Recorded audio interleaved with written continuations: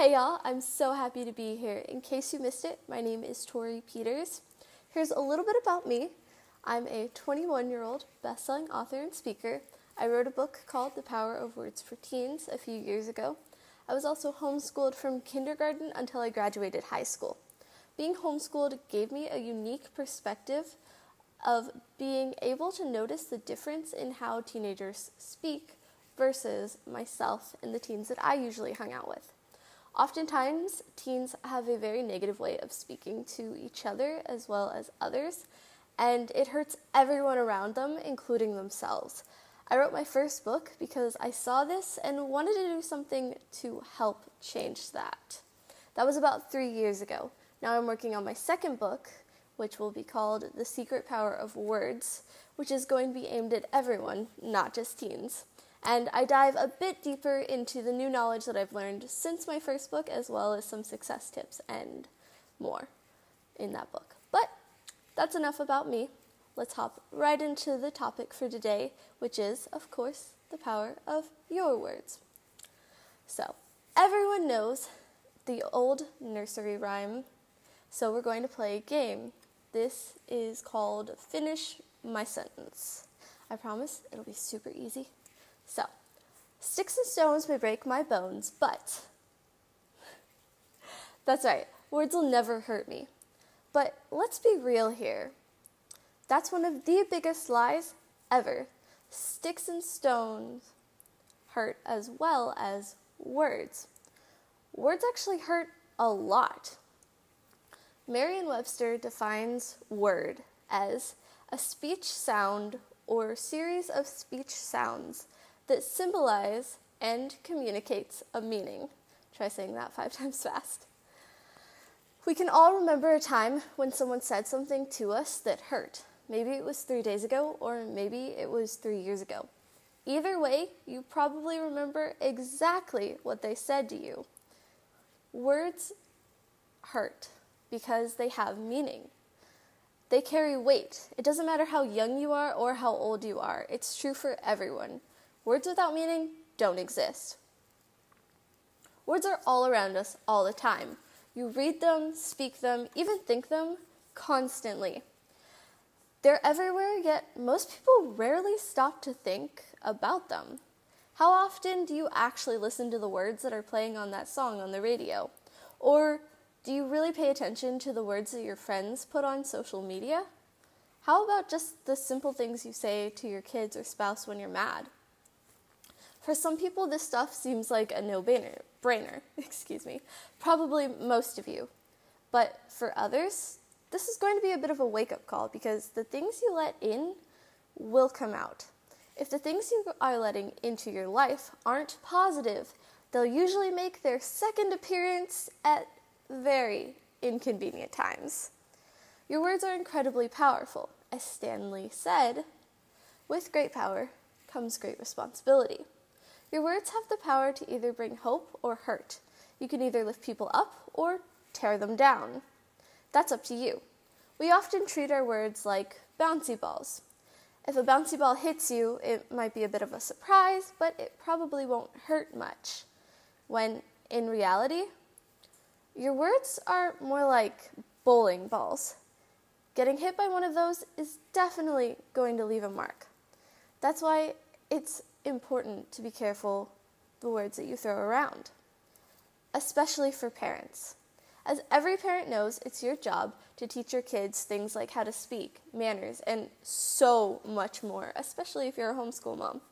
Because of that, your kids look up to you and how you act in most situations, as I'm sure you know. The words you speak to your children are so important. The level of kindness, respect, understanding, and most importantly, love you have for your kids can be conveyed through words, as well as many other ways. The things you say when you and your child are upset at each other are arguably the most important of all. For example, the things you say when you're annoyed because your son or daughter hasn't taken out the trash, even though you've asked them 3 times today, and they still haven't taken their eyes off their video games that they've been playing for hours. are really important. It's understandable why you'd be annoyed, but when they tell you, "I'm in the middle of a game, Mom, I can't pause it," then you reply with, "I don't care, do what you're told." You're legitimately telling your child that thing that matters to you and you find very important doesn't matter to me, and I don't care about you. Even if that's not how you meant it to sound, that's what your child heard from that statement. A better alternative is something more like, "I understand, but you're not listening to me. I know your game is important to you, but taking out the trash is important to me, and I need you to obey me when I ask you to do something." Now, I'm not telling you how to parent your kid. I'm sure there are situations where there would be an exception to this, but what I am doing is explaining to you that when you tell your child, "I don't care," what they hear is, "I don't care about you." When you switch that language to, "I understand, blah, blah, blah, I need you to obey me, etc., you're saying, "I respect you and the things that are important to you," and they feel understood and important themselves during that, as well as heard. When you do the opposite, it puts you and your child on two different sides. They feel like you're against them. This becomes even more of a problem as they get older. They're a lot less likely to trust you and come to you as a teenager with serious problems that they have if you're constantly telling them while they're little, "I don't care, shut up, the adults are talking." If your kids feel respected and understood, they'll know you're on their side. They'll understand you only want what's best for them. Let's look at a similar situation, but it's a little different. So, say you ask your child to take out the dog for a walk. They ask, "Why?" and roll their eyes. Or maybe they don't even roll their eyes, right? Now you have two options. You can either get upset at them for having a smart aleck response. You can blow up at them and say, "Oh, don't you dare roll your eyes at me. Do what I ask you to do." Or you can calmly answer their question with logic, saying something like, "Because it's not fair to the dog to keep him cooped up in the house all day. And neither of us wants to clean up the accident on the floor that will happen if you don't take him out." Curiosity is natural, and if your child understands why when they ask, then they're probably more likely to do it, hopefully with less of an attitude, depending on maturity levels with that. That being said, the way you react in situations like that usually determines how your child will react in the future when they're adults and their kids do something like that. Your kids are always watching how you treat them, how you treat your spouse, and even how you treat the kid bagging your groceries at the supermarket. As the old saying goes, monkey see, monkey do. If you're new to homeschooling, believe it or not, you're already your child's teacher, and they're already used to learning from you. The Bible says in Proverbs 15:4, "A gentle tongue is a tree of life, but perverseness in it breaks the spirit." It's crucial that you speak life over your family and school time. There are going to be hard days. Trust me, there were lots of tears in our house over math. On days like that, your best plan of action is just to make sure your kids know that you believe in them. And sometimes all they need to be told is, "Hey, it's okay, you can do this, let's take a break and come back to this." People live up to the expectations you set for them. If you expect and encourage your kids to do well with school and life, they'll live up to your expectations. If you constantly call them lazy, fat, or tell them they're dumb, they'll believe you too, and they're more likely to live up to that expectation as well. Now, before we move on from that, I'm going to point out that calling your child something like lazy or dumb is incredibly hurtful, unhealthy, and borderline, no, it's legitimately abusive, actually, and I don't throw that word around lightly.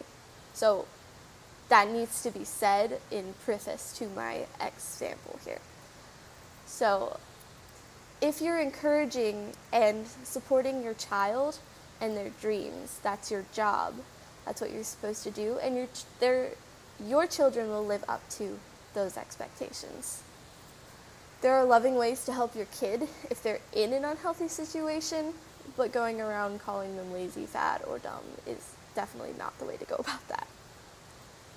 That brings me to my next point, which is actually you.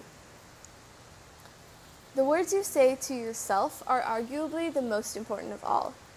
You're going to also live up to your own expectations of yourself.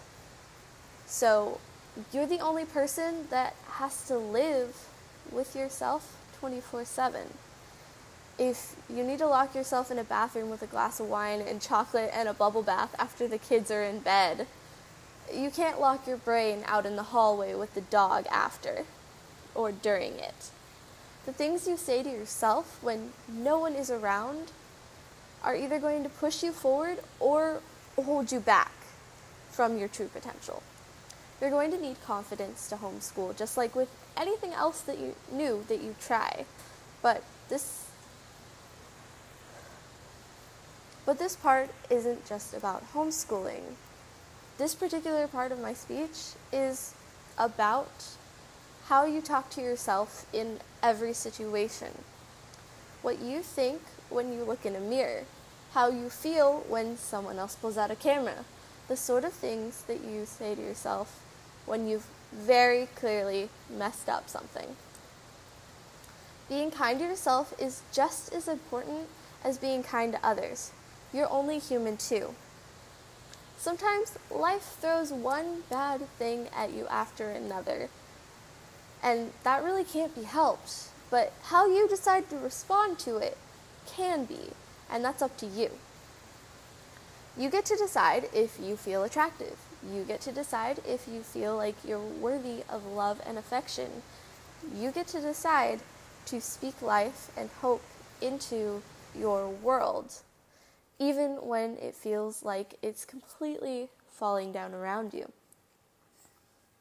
You need to encourage yourself as well as your family. It can be really easy to say things to yourself that you'd never in a million years say to someone else. A good rule of thumb is to ask, would I let someone say that about my best friend, my spouse, or my child? If not, then you shouldn't be saying it about yourself. We're often so harsh on ourselves for absolutely no reason.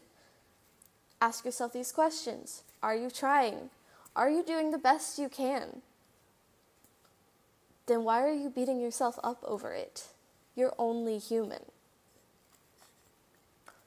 I'm going to give you a few applicable, that's a hard word to say sometimes, applicable ways to help you be intentional about encouraging yourself.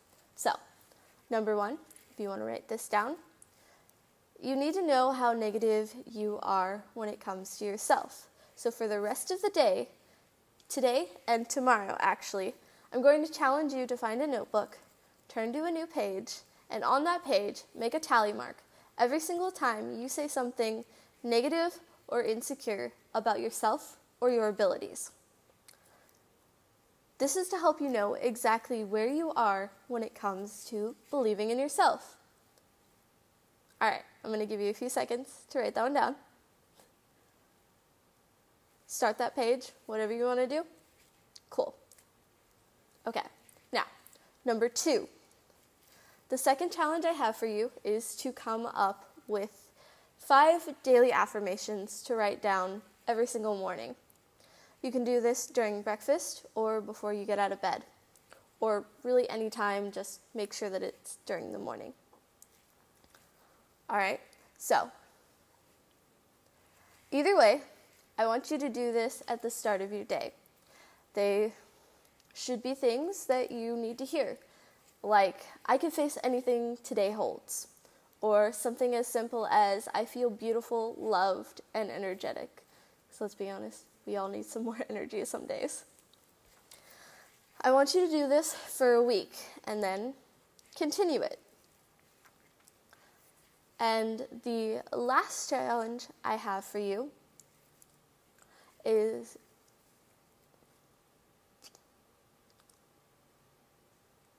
all right. I lost my place. And last, maybe you're not sure you'll have time to do that every single morning. That's okay. I would really like you to do challenge number 3 with challenge number 2, but you can do it is just challenge number 3 if you'd like. I think they work best together. So, all you need to do for this one is to get a dry erase marker and write on your mirror something positive. It could be a quote, it could be one of your affirmations, it could be something that encourages you when you read it. This is something that works really well for encouraging your kids as well. The point of this is to write on your mirror something positive to yourself and something that makes you smile when you look at yourself in the mirror and makes you feel good. Please make sure you're grabbing a dry erase marker. I doubt you want a permanent quote on your mirrors. Just saying. So, there you go. There are 3 ways to identify and fix how you see and talk to yourself. Your life becomes much happier when you actually believe in yourself and have the confidence to live it. And that starts with how you talk to yourself. Wow. Okay, this has probably been a lot to take in, and that's okay. The way that we speak to ourselves is often, really just speak in general, often becomes a habit that is deeply, deeply ingrained in us. So changing it can be hard, even if it's for the better. Just take it one step at a time. My book, The Power of Words for Teens, has a superhero on the cover because your words are basically a superpower, and they have the power to influence the world around you. I have one more example before I do a short little review on the important points that I've made today, aka here's a cheat sheet if you want to take extra notes. So, every single person you meet has a metaphorical bucket. Every word that's said to them goes into that bucket, right? So, you can either speak kind, encouraging, light words to them, thereby pouring clean, filtered, light water into their bucket, or you can speak harsh, hurtful, and heavy words to them, basically the equivalent of pouring mud into their bucket. The bucket is the same size. It holds the same amount of substance either way, but the one with clear, clean water is going to be much easier to carry than the one filled with mud and dirt combined with the water. Honestly, people add dirt to their own buckets. Trust me, they don't need your help.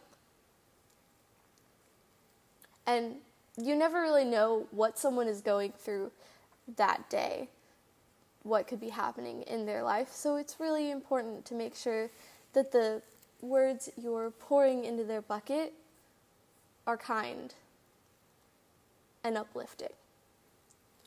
Cool. All right. So let's go ahead and do a little review here. For my point number 1, it's that words have meaning. This is probably one of the most important points because if you believe that words don't have meaning, then it's much easier to disregard the things that you say. Number 2, be aware of the words that you let into your brain. Music, TV shows, people, all of that is important.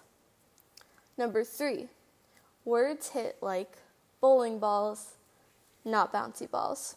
I like to draw a little bouncy ball and bowling ball next to notes like this. So, number 4 is I understand works better than I don't care when it comes to other people and people around you. Number 5 is monkey see, monkey do. This one seems pretty self-explanatory. Number 6 is, it's crucial to speak life over your family and yourself. And number 7 is, be kind to yourself. And the absolute last point for this is, number 8, everyone has a bucket. As an extra bonus, I wanted to add a way for you to help teach your kids how powerful their words are too. So, I have a science experiment for you, since the whole homeschool thing, right? So, you could try this with your kids. You'll need 2 containers. They could be plastic, glass, mason jars, however you want to do that. Preferably basically exactly the same if possible. So you want them to really not have much of a difference. You're going to need white rice, and you're going to need something to label the containers with. A sticky note, tape, whatever you want to do, just write on the container if you want. So, first you're going to do is cook the rice. Put the exact same amount of rice in both containers. Label one with the word love, and label one with the word hate. Keep them both in the refrigerator for a month. During that month, every day, you and your kids will take out the containers and talk to them. It might seem a little bit silly. With littler kids, it's probably not going to be as big of a deal. With like middle schoolers, it might be a bit rougher to get them to actually talk. But incentive-wise for that, the point of this is to say things to the containers, like the love container. You're beautiful. You're going to do great things. I love you. Things like that. And then to the hate container, you say things like, you're never going to do anything important. I hope you die. You can give your kids a free pass if they're a little bit older to give those words a try that you're not allowing them to use in the house, you know. Their one time for tweens to have a free pass to the banned words of the house, the cuss words, etc., just to show a point, right? It's all in the name of science, after all. So,